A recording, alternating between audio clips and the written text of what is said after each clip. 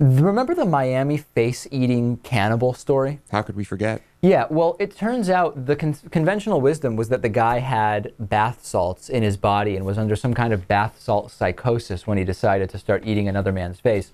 It turns out that that's not the case, but here's what's fascinating. And before I tell you about this, I want to remind you of a voicemail that the Eggman left us about this story, and then we'll find out some very interesting facts. Listen to this voicemail. Hey guys, what's up?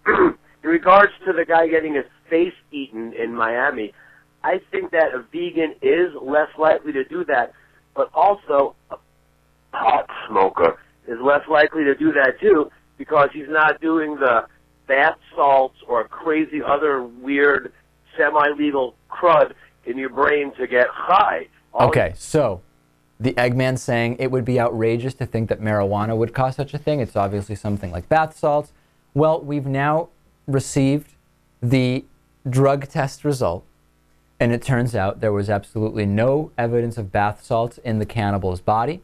However, there was one drug that was found in his body, and that drug, Lewis, is marijuana. Exactly right. So speculation that Rudy Eugene was on bath salts, completely wrong, but counter to the Eggman, he had been consuming marijuana. There is evidence that use of drugs such as bath salts can lead to permanent schizophrenia. And psychosis, yes. And psychosis. So could it have been bath salts? Yes. Just because he didn't have it in his system at the time doesn't mean that the schizophrenia was not brought about by bath salts. So what Lewis is theorizing, hold on, it's on, is that even though at the time of the face eating, this guy had marijuana in his system but not bath salts, he may have been a bath salt user who was suffering permanent bath salt psychosis. And while there was none in his system at the time, it was a result of prior bath salt usage. Is that the theory?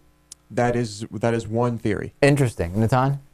That's a possibility. It's also possible that, for all we know, the marijuana made him almost not cannibalize this guy, and and he would have done something way worse if he hadn't smoked the marijuana. We really have no idea, given the typical effects of marijuana, what effect it would have on a possible cannibal. I think it's safe to say that marijuana did not cause this man to eat the other man's face. So you're saying in any case, marijuana was a mitigating factor here. So Natan's theory, to actually take I'm just throwing that out there. I'm not saying I believe that. To take Lewis's theory and come up with something even more unlikely, it's that this guy would have eaten the entire man's body, for example, had he not smoked the marijuana. But because of the marijuana smoking, he maybe had a 1% thought of, maybe I'll just eat the guy's face because the marijuana is calming me down. My argument is it's just as presumptuous to think that it would affect it in one direction as opposed to the opposite. Brilliant. I think my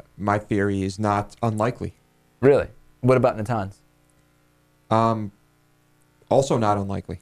So, but really what we do know is that we have absolutely zero factual evidence that this guy has ever done anything with bath salts, right? Right. Okay. Right. So that we can agree on. Right. Very good. Let's take a break. Facebook.com/David Pakman Show. We're like 20 likes away from 5,000 Facebook likes. This is getting crazy, Lewis. We're so close. Please go to Facebook.com/David Pakman Show and like the page. We'll be back after this with plenty more.